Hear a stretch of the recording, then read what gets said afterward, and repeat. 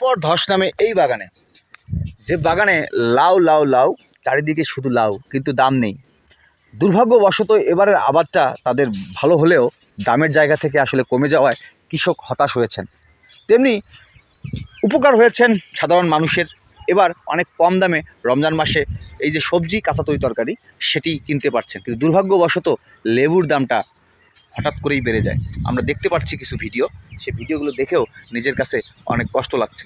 অথচ সবজি বাজার গ্রাম থেকে গ্রামাঞ্চলে অনেক কম। আর এইভাবেই যে লাউ গাছের অনেক কিছু হয় পরিচর্যা, এবার সেই পরিচর্যাটা আস্তে আস্তে ধীরে ধীরে কমে গিয়েছে। আমি সরাসরি দেখাচ্ছি আপনাদেরকে। এই দেখুন, এখানে লাউ পড়ে পড়ে আছে, নতুন লাউ, ওই যে সাইড থেকে দেখা যাচ্ছে খামারের ভিতরে। এখানে আসলে দাম না থাকার কারণে মানুষের আগ্রহ কমে যায়, বিশেষ করে কৃষকের আগ্রহ একদম কমে গিয়েছে, যেটির সাক্ষী আমি এবং দেখানোর চেষ্টা করলাম আপনাদেরকে।